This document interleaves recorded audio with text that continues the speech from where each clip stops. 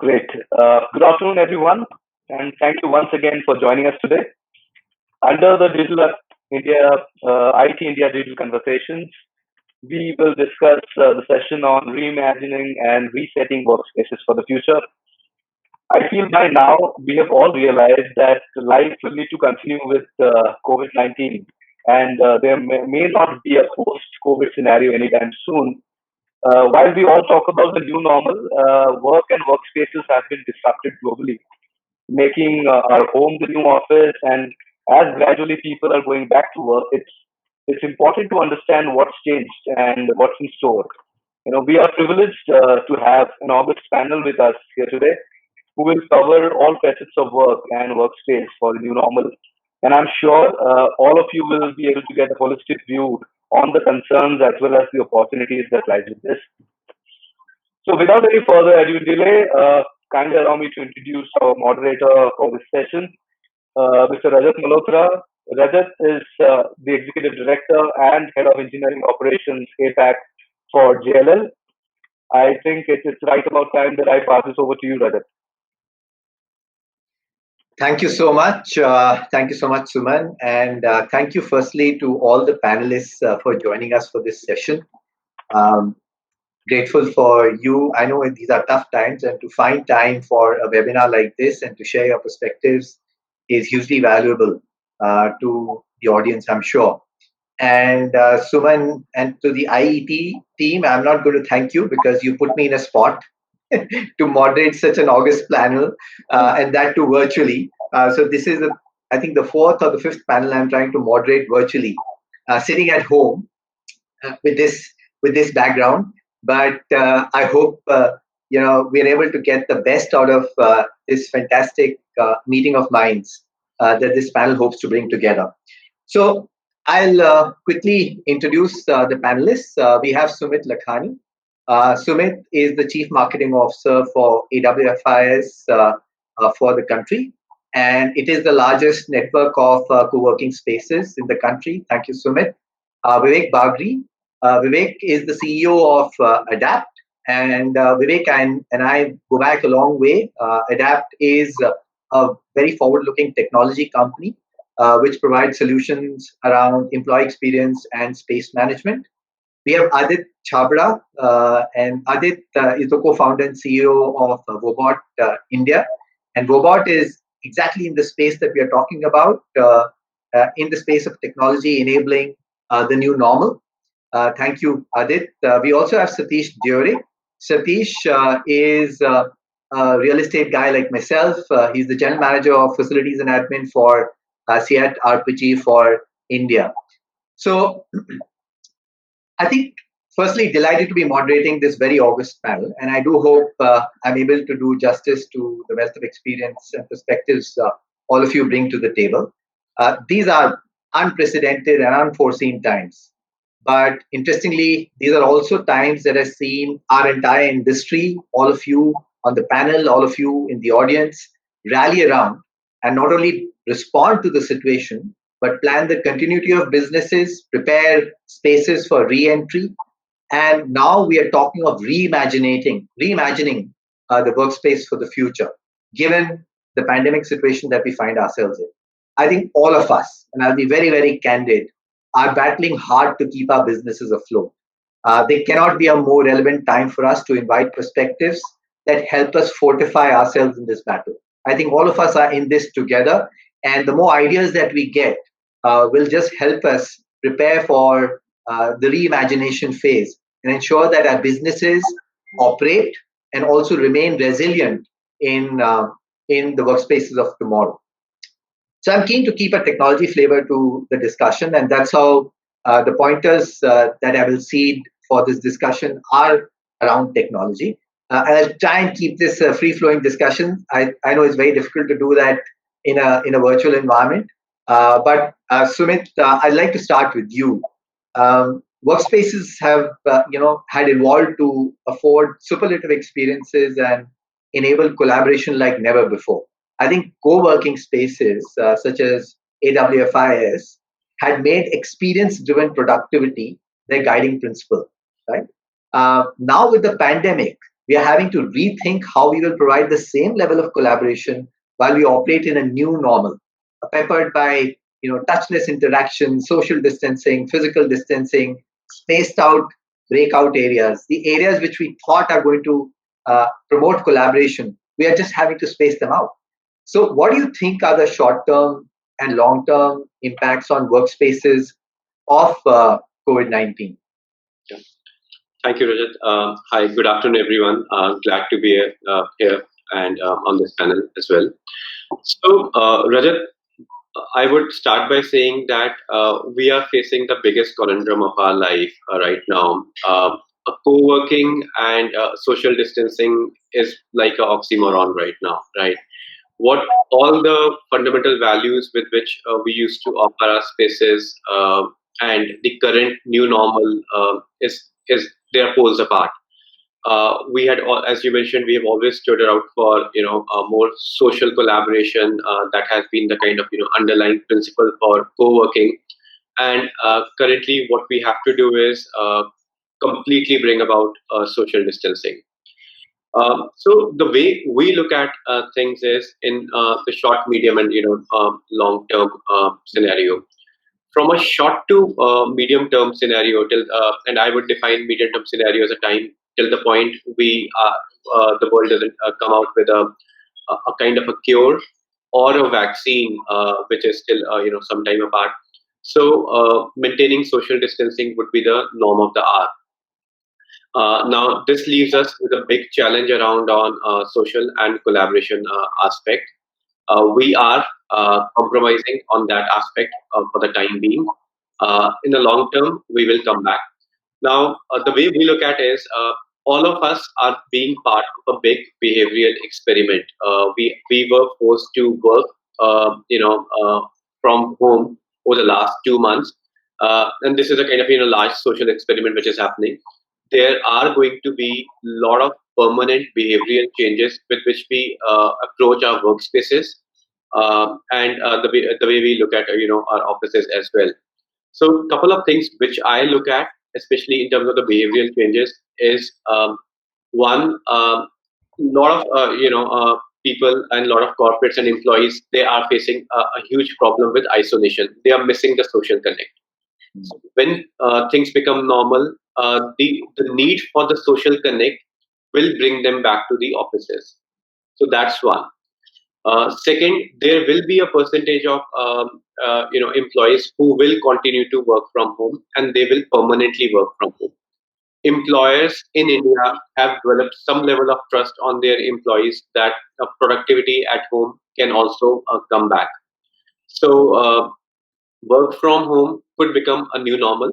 A 5 to 10% of workforce in India, which is a large number, I would probably predict may not go back to office. Uh, Now, this will require new kind of sets and solutions for them. Third, at least till about the short to medium term, all offices, all corporate offices will follow the social distancing norm. Everyone will be completely cautious with every kind of social gathering. Uh, in this scenario, the social connect will be completely replaced by virtual social connects, the virtual meets. We like at our for our members, we continue to hold the virtual meets, virtual sessions. So the virtual yoga classes to every aspect of which we were doing physically, that has completely been transferred on a virtual basis. It's being decently successful.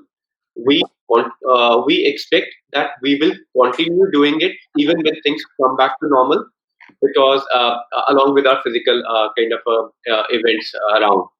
So these are the a few initial points from me, Rajat.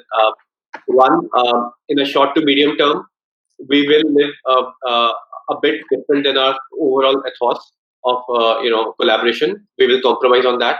Number two, the work from home is here to stay.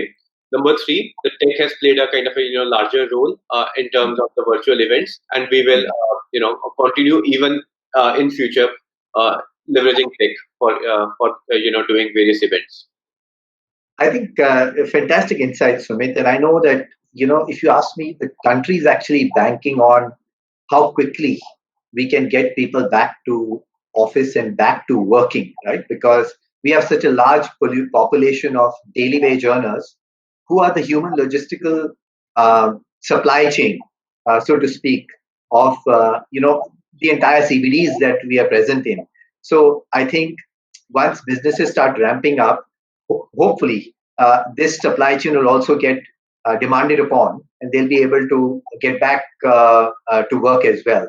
I think that's an interesting insight you shared, Sumit, that you will still have about 10% of people continue to work from home. So just staying on you there. So if we have a business which is currently at about 10 to 15% work from home already. I'm saying pre-COVID. Do you think that will go up to about 20-25%? I think it would, right? That's what you're also telling us. Yeah. So, see, Rajat, currently the work from home programs which were there, or the work from home population in India, primarily comprise more from self-employed and freelancer segment. Hmm. A very small portion, I mean, the last analysis which we did was about 2 or 3% of corporates in workforce was working from home. And there was inherent trust issues which mid-sized organizations had with respect to their employees when working from home, because we always valued the face time aspect of employees. Now, with the current scenario, we think that there is now a trust factor. People have started figuring out that there is benefit to work from home. The pros of the work from home are coming out. Similarly, the cons are also coming out. Yeah. Like there is a major aspect of isolation. There's a major aspect of isolation. We created personas of employees who would be the potential candidates to work from home. What we figured out is any person in the age group of about 20 to 35 living in a kind of a nuclear setup probably is not a right candidate to work from home, because the kind of isolation impact it can have without any social connect for a long period of time will be quite detrimental. People living in joint families or larger kind of families with kids, 35 to 50 kind of age group. I mean, I'm not talking about the job functions, but at least the first parameter around, we figured out this could be one of the way the aspects. But you're right. If you add the whole thing, the 10% plus the original work from home population, which according to me, if we just look at corporate thing, is about 2 to 3, but 13% of the workforce will continue working from home. Okay, which is good. I think, look, office space, and this is a clear message going out to the audience. Office space is here to stay, right? It's not going away. So there have been so many theories which are being floated around that, now that we have tested work from home is going to, is going to completely take over and there'll be downsizing. I think office spaces will be here to stay, particularly the kind of businesses that India services, right? Especially IT, ITS, where the demography plus the age of the workforce is in that particular bracket. So I think great insight. Thanks so much, Sumit. Satish, you're up next. I'm going to put you in the spot. So I know you're managing a large portfolio for CIAT and the RPG group, and I think we are like brothers in arm. We are in the same situation, trying to keep the buildings up and running and to ensure that the buildings are ready to receive the employees once the businesses ramp up completely. So, Satish, well-being was always gaining a center stage in the way we designed and operated workspaces. Right? I'm sure these conversations happened much before even COVID hit us. Now, well-being has been given an altogether new relevance and meaning. Well-being is intimately linked with safety in the pandemic world we now find ourselves in. Right? So it's not only about keeping an employee happy, but now it's about keeping them safe. What measures are organizations taking to ensure well-being and safety of employees? So you rightly said, Rajat. Yes, well-being and safety has been a big focus area in the current scenario, and I think it's very important for companies to ensure the well-being and safety is required to maintain the confidence, build trust, and bring the fear out of the employee of the COVID. So for us, well-being is not only about the physical well-being. We're talking about the emotional well-being as well. Now, see, there is a lot of negativity around nowadays. You talk about the job fear, the salary cuts.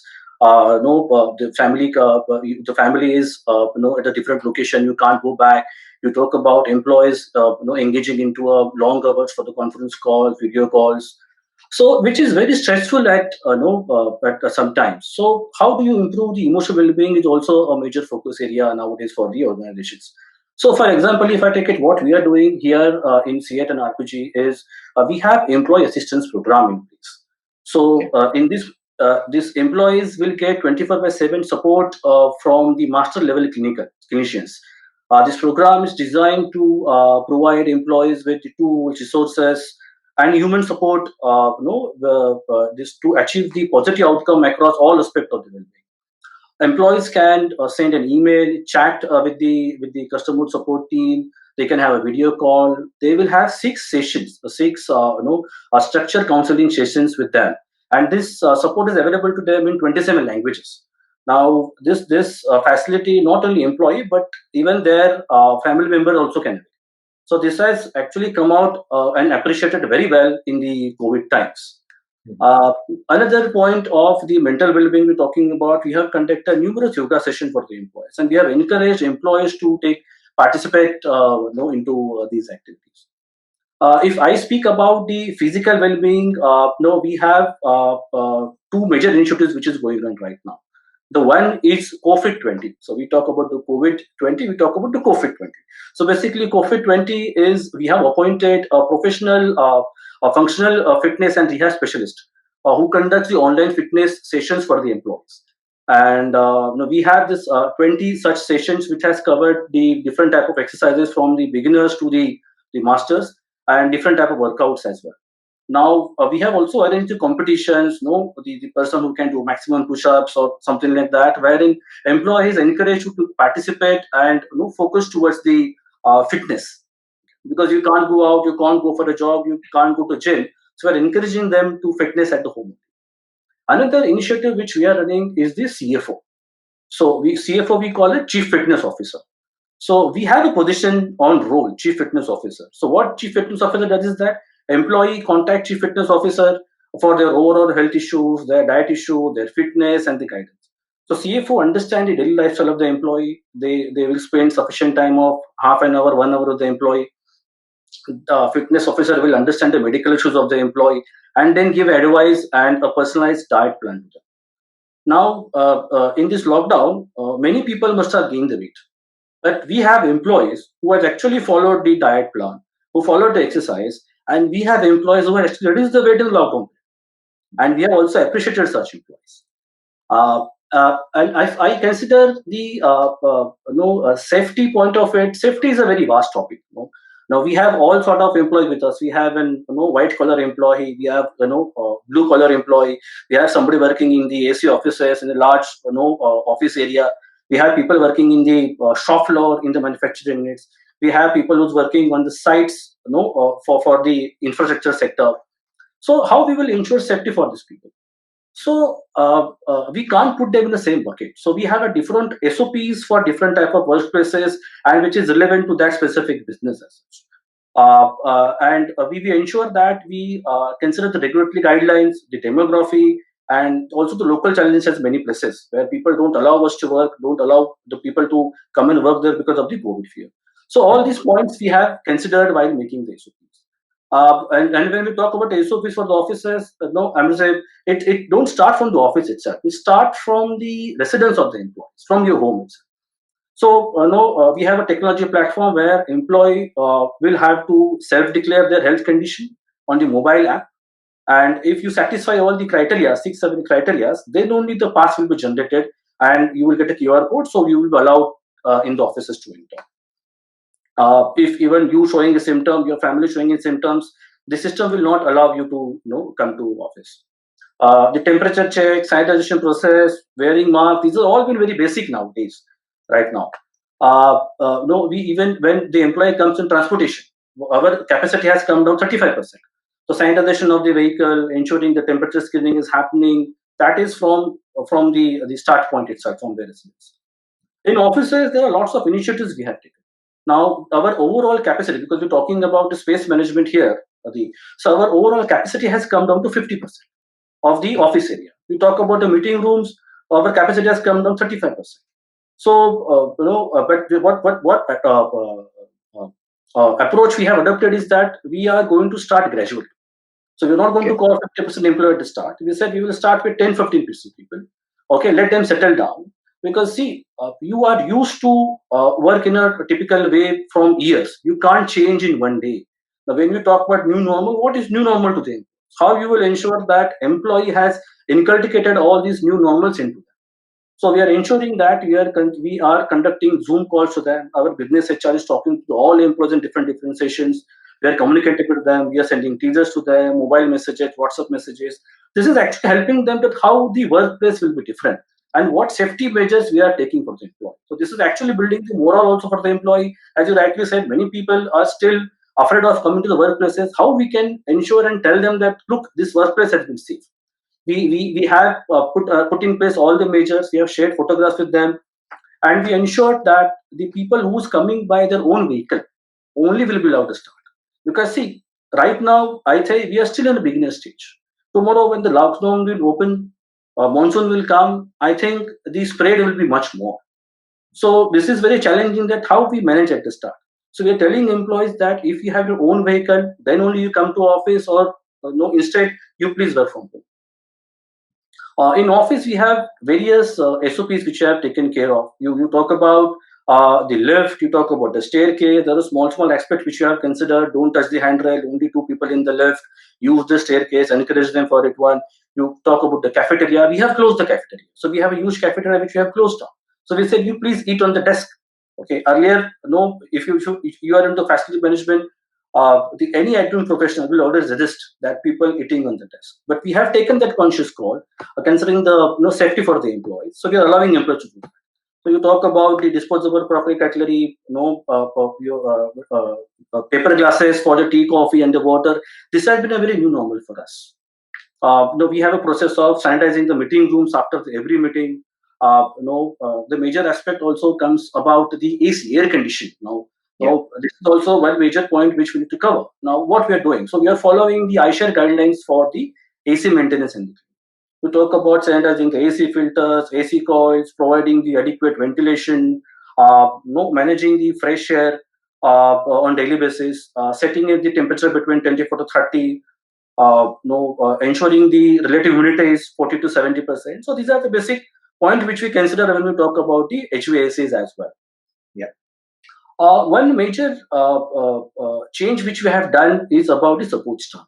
Now, see, all our housekeeping, pantry, security, these people, they stay in a very high risk zone. They go into the common facilities, common washroom.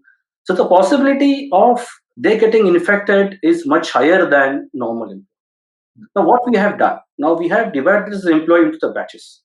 We have ensured that we have made all arrangements for them on the site, in the office.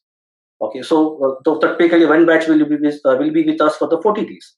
And by the time the first batch will complete the time, we will have another batch ready post their 14 days quarantine. So, and we have ensured that employees are encouraged to do that. We are giving them the incentive for it. And I think all of our 100% employees are ready to to stay with us at the workplace. No, this is about the office. Now, what about the factory? Now, for us, the factory shop floor is whatever the workspace.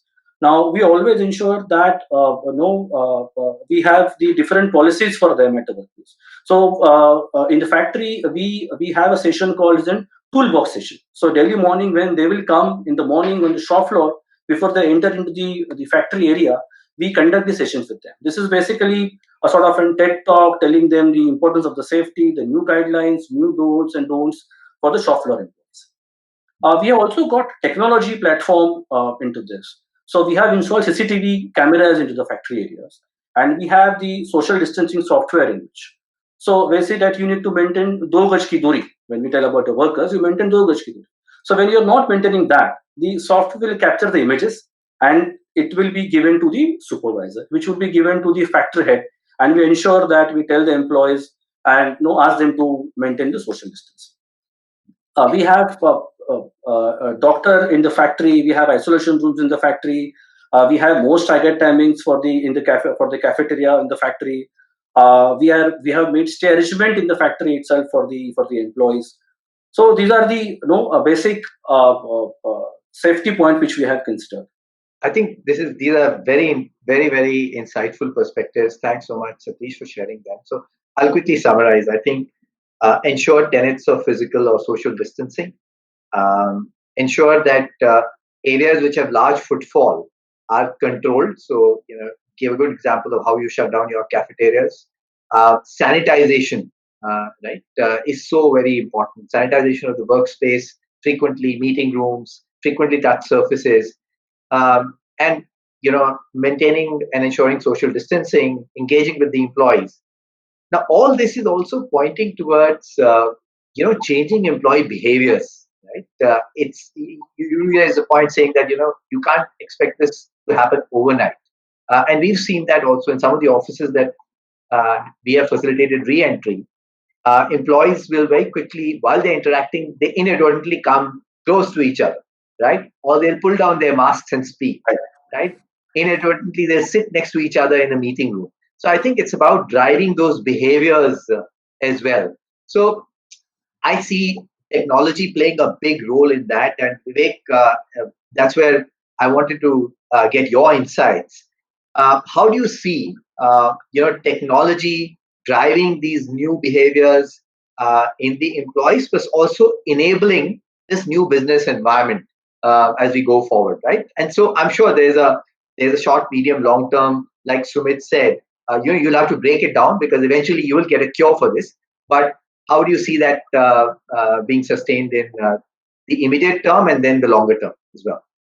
So as well, when we're talking about a short term, up to a certain extent, this will be there in the long term. Sorry, Satish. This was for Vivek. Yeah, yeah, yeah. Yeah, thanks, Rajat. So I think very insightful talk by Satish, and I'll just share my screen. Just a second. Can you see my screen? Yes, we can. So essentially, I think employees will be tentative and worried about safety when they first enter the workspace, and companies need to think about how they're going to empower these employees when they come back. And this is a excellent graph by JLL, which was actually something that Rajat shared with me, which talks about how companies will initially react to COVID. There'll be a shock. Then we'll have a realization that okay, we need to start talking about this, and we'll respond. Some of that we heard from Satish, and this is how we will have to behave in the short term and think about okay, this is where we will start our workspaces.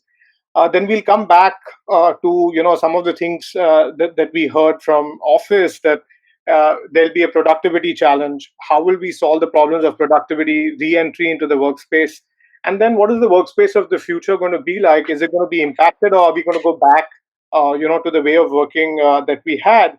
And essentially, when you think about technology, we want to think that how will this tie in to what we need right now? How will that have an impact in the short term and then in the long term? So when you make these investments, they need to work for the company in the long term, right? Yeah. Some of the ideas that we've been thinking about and adapt, and some solutions that we've been offering, and some thoughts that I have are around that the first line of defense when you actually enter a workspace would be some kind of fever screening. So 33% of the people who have COVID, they show symptoms of fever. And that's as Satish was also saying, that they check everybody. But if you check everybody with a guard who's standing there, and the guard gets COVID, then your whole company can get COVID. So you need something that's automated, that's you put on a wall or on a stand, and people can just walk through.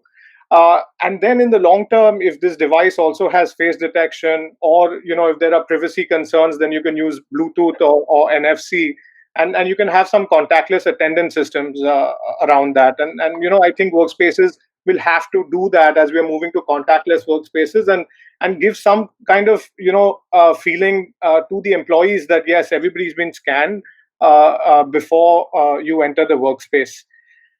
um, Another thing that I think will accelerate is flexible working. I mean, we've been forced into flexible working with the onset of COVID, but even before COVID was there, 60% of the large Fortune 500 companies were all moving towards flexi desking. Right, Rajat? We've been talking about this, and the reason was that real estate is a huge expense to these companies. So when you actually come back to the workspace, you'll want to think about, okay, who are the people who will come back? Where should these people actually sit? What is the distance? Where should I allocate desks to them? And you need to visualize this, because what if two desks are really close to each other? So you can't design something like that over an Excel sheet. Then you will need tools like the mobile app, like what Satish was saying, where the employees, either they can check in from home, or they can do multiple tasks, where they log in, or they put their temperature, and you know that your employees are safe, or when they come into work, they can book a desk, they can book a conference room. How do you tell employees that today is your day to come, but please don't come tomorrow? So imagine the HR and the effort required to actually communicate this constantly to the employees. So can we automate this task and automate these processes? So I think this will become critical, not only the short term, but even in the long term, because companies will want to adapt and move to flexible spaces easily. So technology will be very critical in this area. uh, Another thought we have is around making employees empowered in a workspace. How do you, when you come to work and you want to go use a restroom, uh, how do you know how many people are inside that restroom? And if you know that the capacity of the restroom is 10, you probably would be like, okay, if there are 4 people, don't allow any more people in this restroom. It's not safe to enter. So you can simply use something like a footfall counter, put a small tablet outside which just says, so any closed space, like a restroom, like a town hall, or even a cafeteria, would be important to have some kind of indication, so people feel that, okay, I know what I'm getting into. It's not a crowded space. So I think we'll see sensors, technology like that in those spaces. And then what we heard from Satish about social distancing, while in the factory you can have CCTV cameras, and you can capture the people, we need to maintain privacy in the workspace, so that people are essentially not captured, and we're not seeing their faces. But however, we need sensors that can tell you how far are people from each other, are they meeting, what is the distance between people, and if they congregate, then we can create an alert. And sometimes this is important, because while um, companies will give you a mandate that please don't meet and don't congregate, but people will want to do that in certain spaces, and that will affect everybody who's using that workspace. So I think some of these ideas that we have, and that we're sharing with our customers, and we're working on these concepts and implementing these in their workspaces. I also feel indoor air quality will play a very important role, as Rajat mentioned earlier.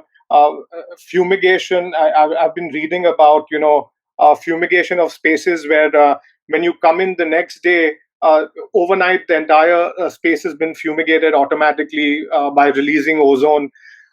So yeah, I think technology is going to be very significant, and play a very important role going forward, uh, to safely go back to work. Thanks so much, Vivek. Really great insights, and I think a good segue to go into to Adit's domain and mine his experience. And he runs a very agile, innovative organization and firm. So, Adit, while Vivek has spoken about the technology interventions, do let us know a bit more about how do you actually ensure that these technology interventions enable rather than intrude, right? So Vivek spoke about you may put a camera in a factory environment, right, with blue collar workforce, but you can't afford to put a CCTV camera who's tracking employees in a workspace, right? So I'm saying what is hot and happening and innovative out there that you're working on, which will help us manage our spaces and actually help us positively drive those employee behaviors rather than making them feel cornered and intruded, right? So I think that's very important for these employees to overcome that psychological barrier of coming to work in the first place. Yeah. Absolutely, Rajat. Firstly, thank you so much for having me here today, joined by such a great panel. And I think everyone sort of touched upon some key points around how, Sumit mentioned that, look, 20%, maybe 15 to 20% of the workforce will end up working from home, but then we're left with those 80% people who need to be kept safe. And Vivek, you spoke about, and Satish, you also spoke about what are the measures to do that, right? And how technology sort of enables that. Now, one of the key things over here is that this is all counterintuitive, right? Social distancing is absolutely counterintuitive. We're as human beings not used to distance ourselves while having a conversation. So there are these angles. There are angles around. Let's say if we are to wash our hands regularly, or if we are to wash them for 20 seconds, it's counterintuitive, right? Usually, I wash my hands for about 5 to 6 seconds, and I assume, and what we've seen in our data also, no one washes it for more than 8 9 seconds, but we require it to happen for 20 seconds. Then there are other sort of sanitation activities that need to be happening on a more regular basis, and maybe more frequently than they were supposed to happen before. Again, something that's more counterintuitive. So the theme that I'm going with is that all of this is a very large behavior change. And to drive a behavior change, you need a sort of a system that can continuously give you a feedback, right? Humans actually standing on your head or actually trying to capture a very large area and trying to give a feedback on that is very difficult. Or someone sitting behind a CCTV screen and trying to figure out, are these two people doing social distancing or not, or washing their hands regularly or not, is very challenging, right? So there is a need for this, just like CCTVs have been used in the past to capture criminals, to sort of have security in place, right? This is also for the well-being of the employees, as 80% of the workforce will continue to work from physical spaces. We are driving to open up businesses. This becomes sort of a very, very important sort of thing to have, right?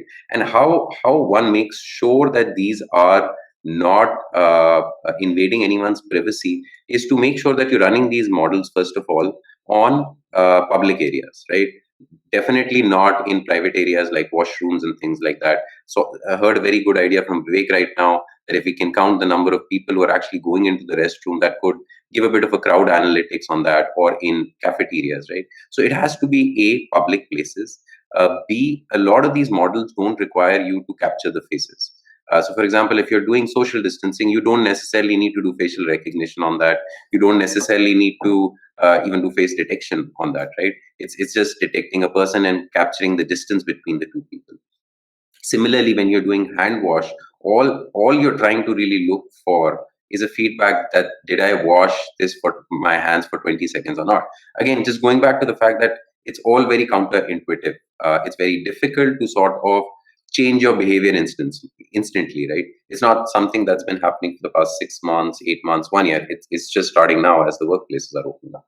So a lot of these use cases do not require facial recognition, face detection. And in cases where it might be required, there are innovative technologies like redacting the face or deblurring the faces, so that that person's identity doesn't necessarily be identified by a human eye, right? Making sure that the data, the images are not saved on a cloud sort of server, making sure that it's saved on the premise only, doing edge-based deployments rather than doing cloud-based deployments.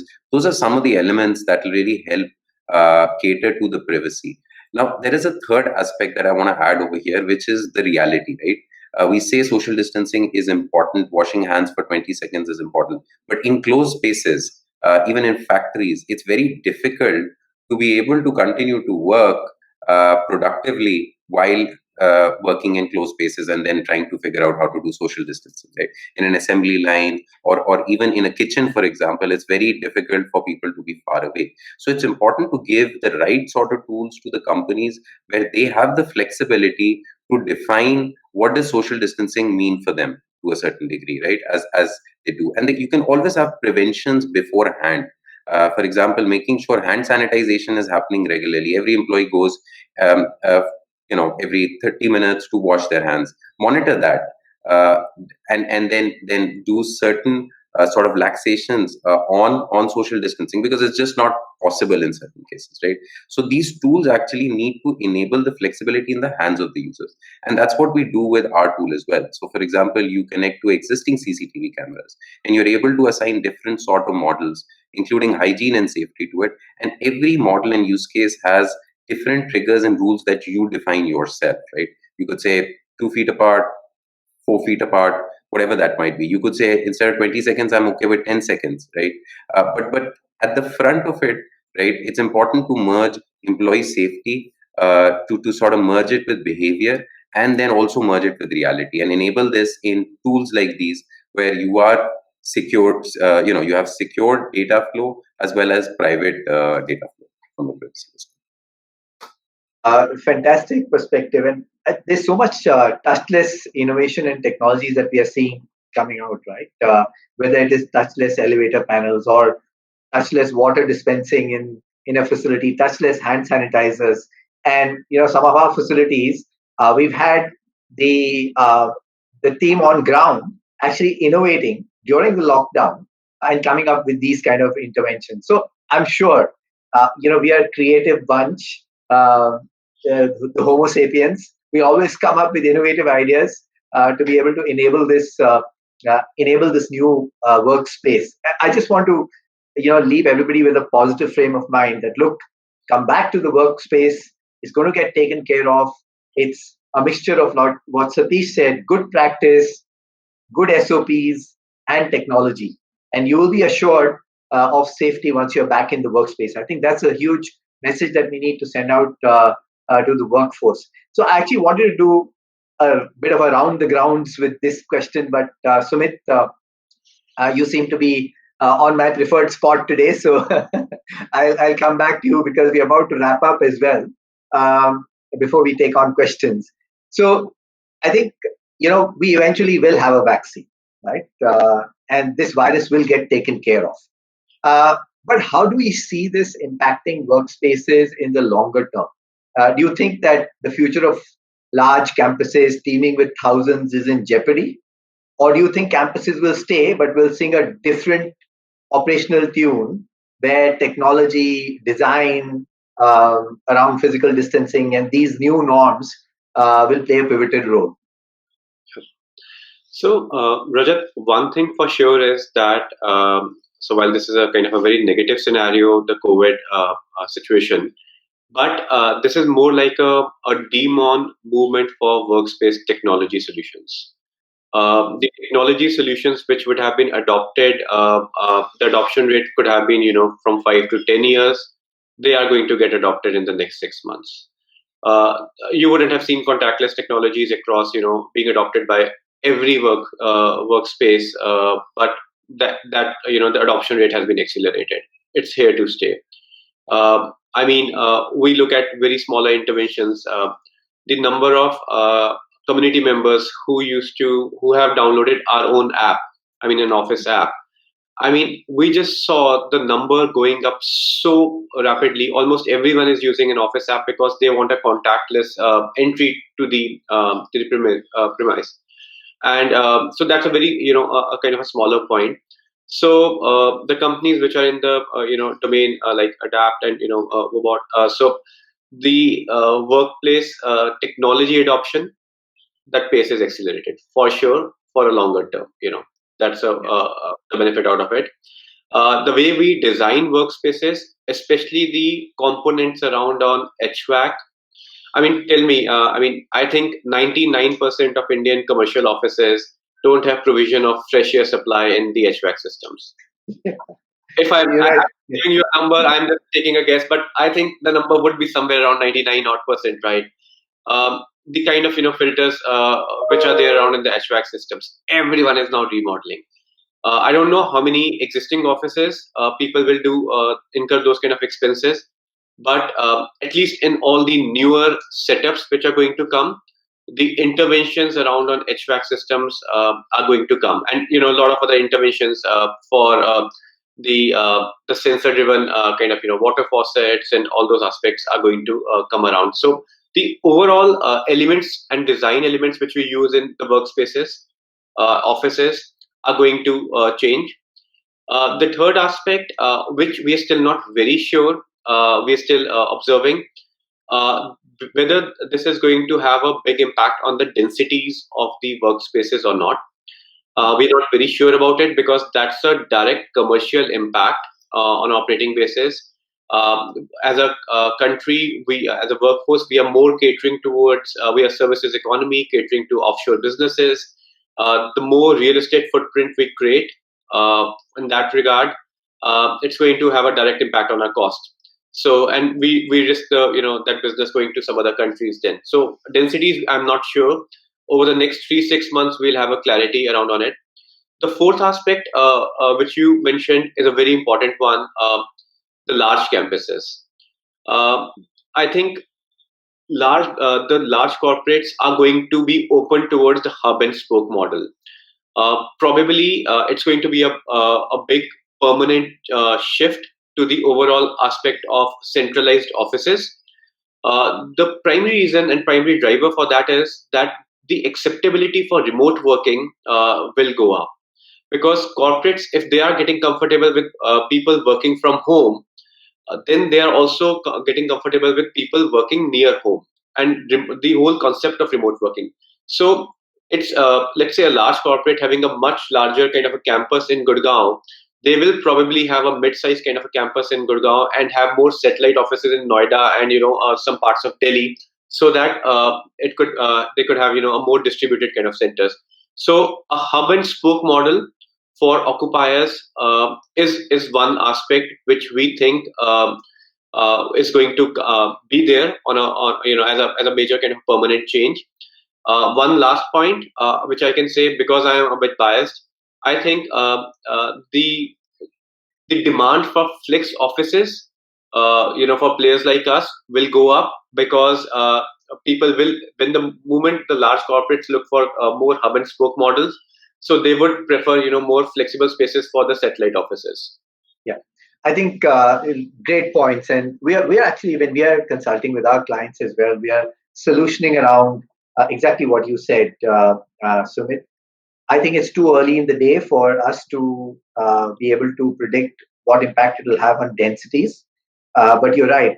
We do see a demand for co-workspace go up, and we are very happy to be in a space where we are partnering with you. So, or you're partnering with us. So hopefully we'll be able to lease and spell more space that you put out there. But also, I think the hub and spoke makes eminent sense to me. Right? Offices are not going away; they're here to stay. We'll find a vaccine, and I think the long-term impact on density of population within offices. I think let's wait a while. Hopefully, inshallah, by end of this year, we have a vaccine and we'll be back to a bustling economy as we were. So, yeah, with that, I think we are just about at 50 seconds. I'm going to hand it back to Suman. Suman, I'm sure there are some questions and which I'll open up. So all the questions can be directed to all the panelists and not to me. So put them on the spot. Right. Yeah, just kidding. But yeah, let's go ahead. Yeah.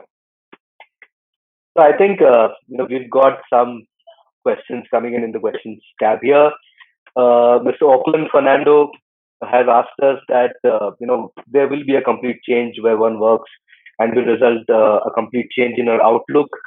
So I think it's more about how what is the extent of this change that is being asked, and how far do you predict this happening? Is it like how long term changes are going to be impacted, which I think most of you discussed. So I think one of the things I read a very interesting article in the Atlantic which spoke about the 2018 influenza pandemic, where 50 million people died. And at that time, if you read articles or any writings from those days, they said that this is the end of the world, and the way we live is going to completely change. But then we had the roaring 2020s, where humans are so social that we always come back. And when we are in the moment, you think everything is going to change drastically, but when you get out of it, I think we are social beings, so we want to come back and we want to collaborate, and so we have to keep that in mind. Sometimes when we think in the moment that everything is going to change forever. Yeah. There is Mr. Rajesh Theore. He wanted to ask, there are contactless fingerprint access management mechanism available which are quite matured. They can be used. So I think it's more of a suggestion that he's giving. That I think Adit and Vivek, you guys talked about this. The contactless fingerprint access system. Yeah, so the idea actually that we were proposing and what we are building is a very accurate fever detection system, which is combined with a contactless attendance system. So essentially, the first step is to detect fever when a person comes in and know that he has fever, and only you allow him entry if he has fever. And the elevated body temperature detection is fairly new, and the technologies that are out there today are not very accurate in detecting the temperature of your body. So it's an upcoming field, and you will see thousands of products actually come out in the next few months, because this is going to become a norm in every facility that we will have to be tested. Yeah, yeah, no, I agree with Vivek. I think we're just scratching the surface in terms of innovation for attendance. There'll be a lot more that will come through. Facial recognition has been there, and now will become sort of the go-to tool for whether it is to do your attendance or maybe a few other things. And that's where the privacy angles comes into play, and it's really important to keep that part in check with any sort of innovation. So And yeah, Sorry, Adit. So one thing I forgot to mention is that also with temperature, all of us have a different body temperature. We're correct. not aware, but all our body temperatures are different, and we all react differently. So there's further machine learning and understanding of how you are reacting and how you are feeling on that particular day, and being able to predict, your health with that. So I think there's going to be a lot of advancement in the health space and the visual health space, and these systems will enable that. I think there's a very interesting question. Sorry, Suman, out there. It says that it's from Loganathan Krishnan from Arcadis Consulting. He says, "Are we making hasty decisions and modifying the business models and maybe disrupting the work culture too much? All just keeping COVID into their consideration? Are we missing a far-sighted approach?" I think fantastic question, Mr. Loganathan. I think look, we are. That's why, like Sumit said, and uh, Vivek also showed us this graphic where we are saying, let's divide this. We do need to do something in the short to medium term to get people back in, to prevent a second wave. We're not saying that we are going to completely change the office space. I think that's what you've seen as a consistent, I think, message from the entire panel, that offices are going to be are here to stay. But there are certain things which will sustain beyond COVID, and those are positive aspects of technology adoption in the office spaces, right? But I think we are not changing office spaces, completely changing the design right away. We are making interventions which are I think, which are more like modifications in the current environment to sustain, to help employees return and help businesses ramp up. But we are not saying that we are making radical changes in office design, right? So no hasty decisions, I think. But one word of caution that has come also from Sumit is, let's wait for the next 6 months. We'll have a vaccine soon, and then let's start building out the models of you know how do we need to consolidate office space, or how do we need to work on densities in office spaces, etc. So I don't think so. We are making any radical changes in the office space. Yeah. Yeah. And amongst the panelists, any response to that from you guys? Yeah, no, I think just a very small thing to add over here. Completely agree with you, Rajat, that there's no such sort of radical change being made over here. It's more sort of a precaution when we think of some of the things to make sure that the work environment can function the way it used to function. So that's the important theme over here. Unless we see that that sort of a thing still doesn't work to do the precaution, then maybe certain steps might be taken. But what Satish also mentioned, from taking someone from their home, and making sure they're quarantined, or they're secluded, or they're in places which are mobility wise driven by the company itself rather than using public transport. I think they're all sort of precautions so that work can function as is, and not have to suffer for that. Long term impact, I think we'll all sort of see over the next 6 months as Sumit also mentioned. Yeah, sure. Back to you, Suman. So, just a point to add. What I think is what we are doing right now is we are addressing the need which is at the current times. So, the need is to focus more on the safety. We talk about social distancing. The cultural aspect is very important, and see, we can talk about that. We are, getting away with the culture when we're talking about surrendering the entire workspace. So, we rightly said is that nobody is going to surrender the workspace as of now. Yeah, there will be some dip, considering the new ways of working from home, which people find it out. But workplace will be there. So, and I think the culture can only be built up when you have the physical workspace. So, if you compare the culture you can build when you have physical space and the culture from the work from home, it's totally different altogether. So I think this is a long term aspect that workspace will be there, and no, I don't think anybody will change the culture of the organization just because of the COVID. But what we are doing is only addressing the current need. Yeah. Yeah. In fact, the Japanese concept of when you enter a conference room, if you're in the West and you're the first person, or you come early in for a meeting, what you when you look at the room, you say, the room is empty. But when you're in Tokyo and you enter a meeting room, there are already on the wall constructs written on how you're supposed to behave and work in this conference room, and what is the culture of this conference room. So I think, to Satish's point, that spaces do form, they have structure, and those structure help those conversations, and it's very important for us to collaborate. Yeah. Yeah. One more question has come from Ankit Pandey. He says, all these discussions have been brilliantly put up by the speakers. His question is, how will the co-working space companies function now post-COVID, where we can see most of the meetings and all are happening on AirMeet, Zoom, WebEx. What will the plan of action for any startup? I think this will come to you, Sumit.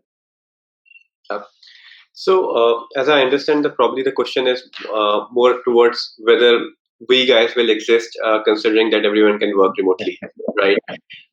So that's a so the way we look at it is, we completely think remote working. There is acceptability towards remote working. There is acceptability towards work from home. A lot of companies will deploy their workforce to work from home in a short to medium term and permanently as well. In terms of smaller companies with smaller team sizes, they may choose to, they probably may be the first one to come back to work because they always look for the social connect of an office. And isolation is a very, very big problem with respect to remote working. Um, Now, I think work from home will be one more asset class in commercial real estate category, with 5 to 10% of workforce being always over there. As co-working players, I mean, we did one thing. We have also launched our Office at Home product. That product enables a solution to allow people to work from home. Um, and so the aspect of change in our business model is more that we are looking at setting up more number of centers in a city, a large network of centers, rather than having very large centers in a single place. Because we think remote working acceptability is coming up big time. As I mentioned to you, we believe that the hub and spoke models will be adopted by large corporates. So we will also pivot around with the new normal. And certain changes are there to stay around. So we will, keep adapting to these changes. But in all honesty, I don't think offices are going anywhere. Like Rajat has been, reinforcing that fact. The physical offices will continue to exist. Yeah. I think just to support Sumit, even if earlier we all used to work in cabins, so even open workspaces are a new concept to the world if you think about the history of work. So even if companies like Office can start building cabins for individuals, because people will need space to go and work essentially. Yeah. Yeah. I think there are some questions, leading to how universities and schools function also, because while we were discussing about workspaces around factories and facilities and IT and other spaces, I think universities and schools are also, falls under the category of workspaces for teachers and faculty, also students moving in. So I think somebody has asked a question about just a minute, Raghavendra Pal Singh. He's asking, what do you think about the CBSE and UGC taking exams even in these situations, as even after thermal monitoring and sanitizing, COVID-19 is asymptomatic and students would be in a sense of insecurity.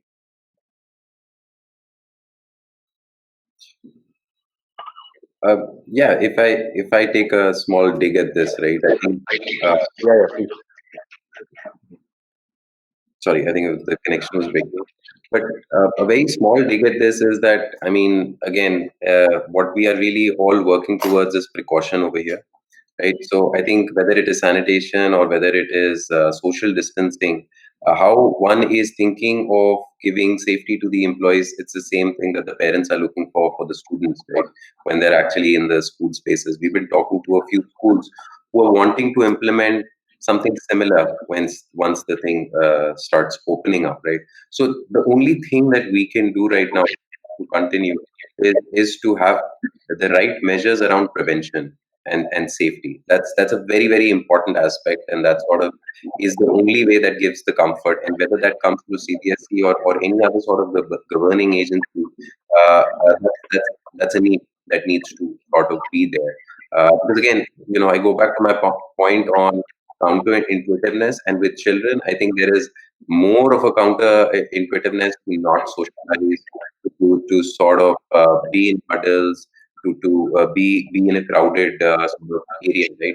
And it's important to sort of have this feedback mechanism where the children can also sort of get this feedback, whether it's on their app or whatever that sort of technology might be, right? The key theme is to be able to give the feedback on safety information. I think on a lighter note, I completely empathize with you, Raghavendra. 35 years ago, when I was in school, the one thing which gave me the most pleasure was when an exam got postponed, right? So, but but now that CBSE and UGC are pressing on with it, I completely empathize with you. But I think just to assure you that it's not only about thermal monitoring and sanitizing, it's also about taking other precautions, like Adit said, right? On um, on heating, ventilation, on the air conditioning, or just pure ventilation, right? If it's an unventilated class, unair conditioned classroom, then you ensuring that the open air ventilation is completely 100% open, maintaining social distancing between the students, disinfecting the tables, right? So the same practices that we are trying to follow in a workspace, those can be implemented in an exam hall. Personally, if you ask me, the easiest thing to do online is actually conduct an exam.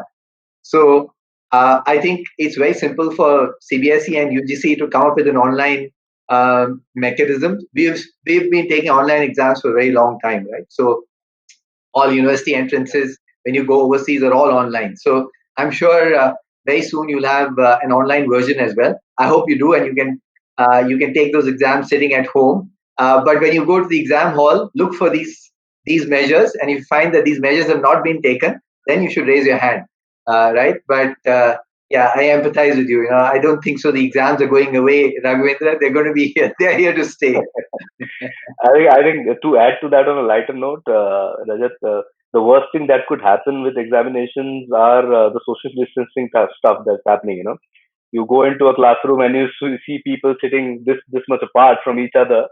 That also takes that scope of what you used to do when you were back in universities and colleges, trying to peek over somebody's paper and do something.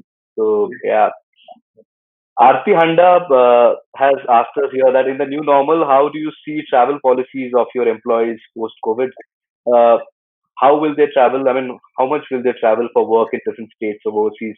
So I think it's about the frequency of travel and the policies around the travel. How do you see that change? So I can take a shot at it, and then Satish, I'm sure you'll be able to add your perspective.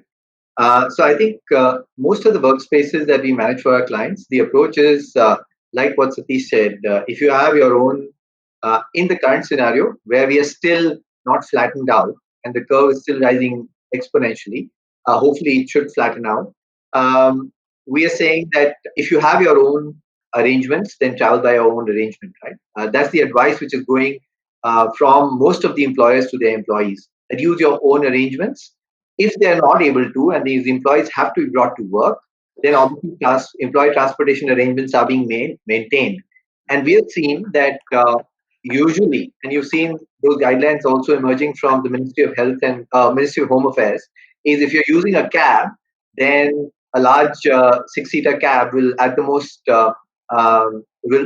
accommodate 2+1, right? And you'll be able to maintain some elements of social distancing within the cab. Plus, also, we've seen we've actually helped some of our clients build out guidances on ventilation and not keeping the air conditioning on for too long a time when you're inside the cab. So I think when it comes to commute, the preference in the current scenario is that use your own vehicles to commute.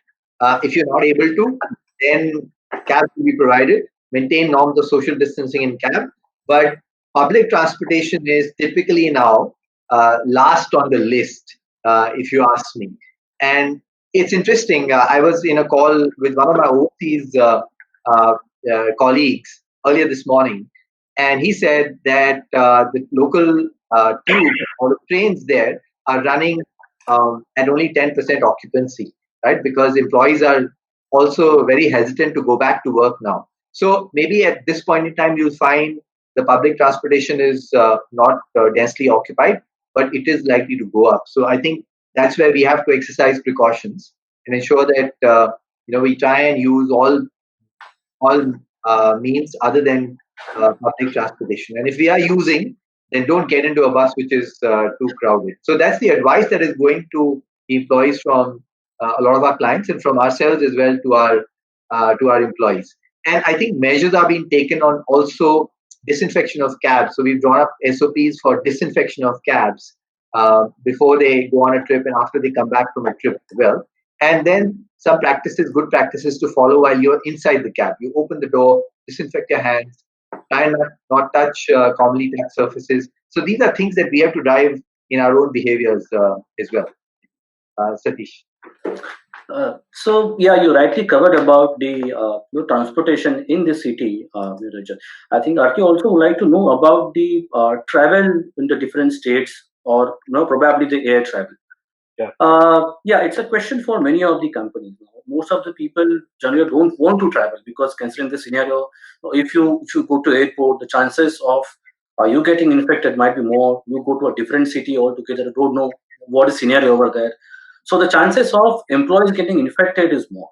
In fact, we are also coming up with a policy where we are asking employees not to travel, and if they're traveling, we're asking them to spend 14 days of local stay in their city, okay, before they join the office. This is just to ensure that if they're going out of the town, no, they there might be chances they might get infected. So to avoid it to spread, we said you work from home for 14 days once you travel. Looking at this, the business travel for many of the companies, yes, there will be a dip for at least for next 2 to 3 months. But I think after that it will pick up because see, no, though you can do most of the things, no, on the VC, you need to go to the customer. No, it depends on the customer as well. Many other point of time, customer want you to see physically, so you will have to go and travel. So though we see the dip of the travel for next 2 to 3 months, but yeah, then after that, subsequently it will pick up. But till the time, yeah, it's difficult for the air travel industry. Right, right. I also feel, that there was this question about a lot of large companies, especially in IT and software, where you see this business parks and the large IT centers. They have been probably converting their offices into a quarantine zone or a hospital, probably for the short term.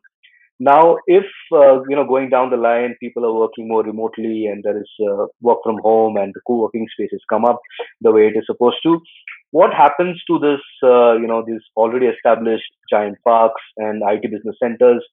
Would they convert into something else? What are the thoughts around them? How do you see that changing? Probably, Rajat, you can answer this. Yeah, maybe Satish, would you like to add your perspective on that? So in short term, yes, there will be a dip because see IT companies anyhow they have the work from home facility. I think from a long time. It's not new to them, and I think most of the IT companies have worked 100% work from home in last couple of months. So I assume that there might be a dip in the future because see what we are also doing. We also have an IT arm. We are categorizing employee into three categories. So category one, the employees who can completely work from home 100%. Employees who can interimly work from home 2 days a week or 3 days a week. And few critical functions they need to come to the office. So this will be in the current scenario. The once somebody who's working from home on permanent basis, obviously the chances are no more that they continue to do so. But I don't see that much impact to the large IT parks as well. So it will be there. Probably they might not expand in the future, but I still feel that there will be surely existence for the IT park. I think when you look at, and thanks so much, Satisha, when you look at the profile of employees as well, Suman, Yeah. uh, I think, and there's a very important point which Sumit raised, right? You have to also consider how equipped are their homes to work from home, right? If you ask me and you do a poll today for a large IT/ITS firm and their employee base, I'm telling you, 90% of them would want to come back to work in the office, right?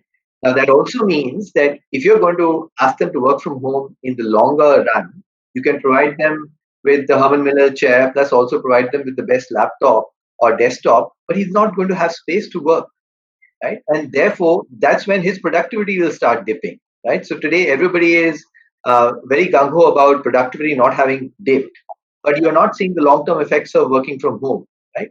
We are eventually, what Adit also said and what Sumit has also said, we are social beings and we are productive in a social environment. And I think so. We have to look at this. I don't think so. We have enough data out there to say that IT parks are going to reduce to 50%. It's too it'd be too premature projection to make.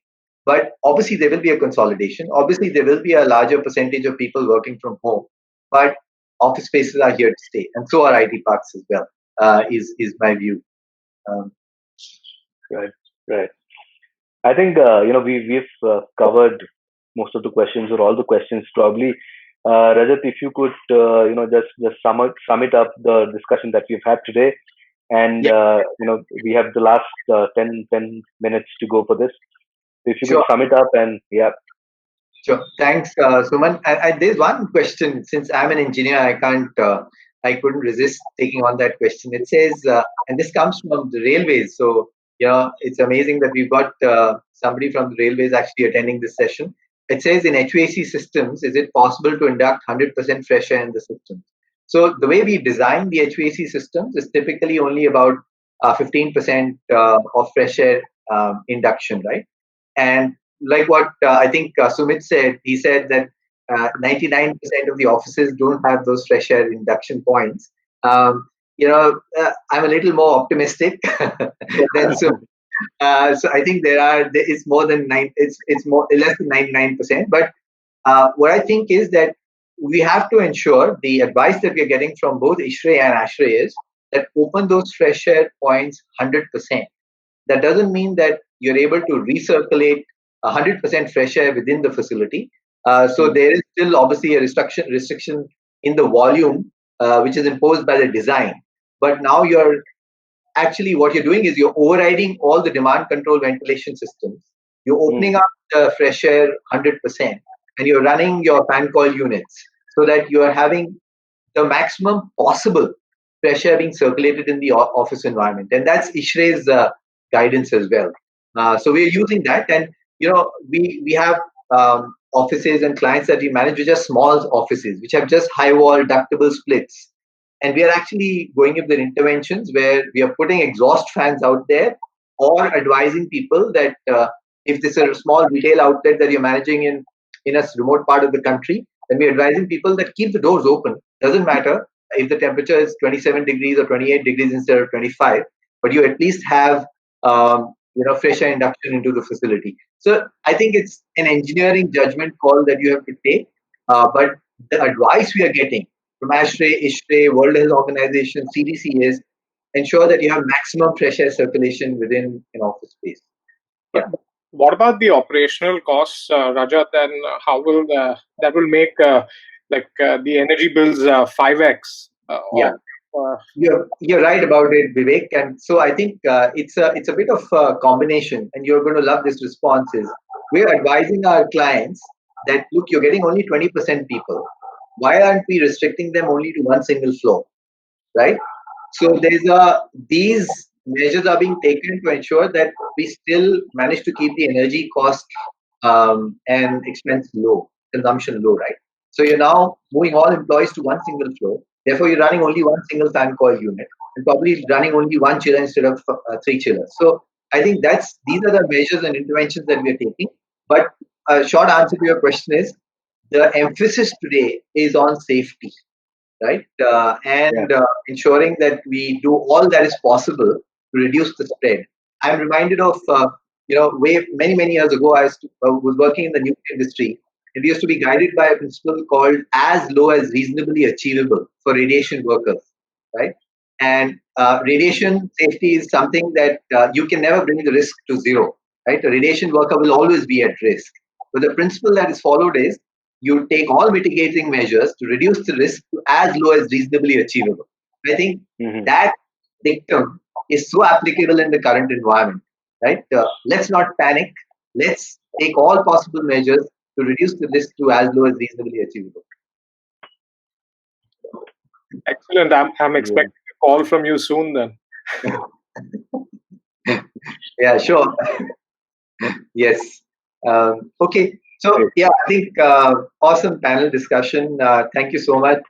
Very, very timely and great perspectives and insights. Sumit, I love the way you said that let's phase it out, our response. We are looking at short term to medium term now. We are too early in the day for us to say what's going to happen to de-densification, so to speak. Let's wait and watch. Let's respond. Get our offices ready to welcome the employees, give them that assurance. Offices are here to stay, but there are certain technology interventions which will outlive COVID, and that's great news for both Adit and Vivek, right? So what we invest today in technology to enable the workspace of the future is going to sustain. And it's also, I think, a demand on your innovation and creativity, Vivek and Adit, to come up with solutions which can actually remain relevant post-COVID as well, and get deployed and mobilized as effectively as they are going to be in the current work environment. Fantastic insights from Mr. Satish. Grateful to you because he covered the entire spectrum, right? He covered the office space, he also covered factories, and he also covered well-being. So that is a welcome perspective as well on what we are doing. I think all our HR organizations are working overtime. So hats off to them and kudos to them. Sometimes I feel there are just too many webinars going on out there, right? Everybody's worried about our mental well-being now. So, but I think it's all with good intent. And if you have the new CFO is the Chief Fitness Officer, then it's a fantastic definition as well. So the, the older definition of CFOs don't have to feel threatened. You're still here to stay, more relevant now than ever, but you've got competition by your side, and he's the CFO too. So amazing, Satish. So it was great insights from you. And thanks, Vivek and Adit. I love to hear the tech guys because you're the most agile and innovative. So I'm sure we'll be in touch. Thanks so much for organizing this, Suman. No, our pleasure. Our pleasure. I think it's really been a very diverse panel here today. What I love the most is what we have been able to bring forth in terms of getting people from various facets. Rajat, obviously, you having that much of expertise from a facility management side, and the way you work with all your clients globally. I think Satish gave a good point of view on the various facilities that RPG Group focuses on, right from manufacturing like CET to Zensar, which is an IT firm, to KEC, which is more into energy. Adit and Vivek, I think the lovely part was how technology is going to evolve or transform these workspaces or work as we know them, and how AI analytics and surveillance are key to ensure that there is workplace safety and worker safety and those kind of norms are being followed. Sumit, I think we've always had this discussion about how thriving co-working spaces are, and it's great to understand what you guys are doing to ensure that employees are safe and employees feel safe to come. Plus, the kind of experience you guys will provide, I'm sure, would be something which is going to be what is we call as the new normal. With all of that, I thank all the respected panel members to join us today, and also the attendees who took out the time to come and attend the session for 90 minutes. I'm sure this was beneficial and it gave everyone some perspectives about how things are going to reset and how we reimagine work and workspace in the future. Then I wish everyone a very good weekend and please be safe, wash your hands, and let's get back to work. Thank you. Thank you. Thank you. Thanks. Bye. Thank you. Thanks.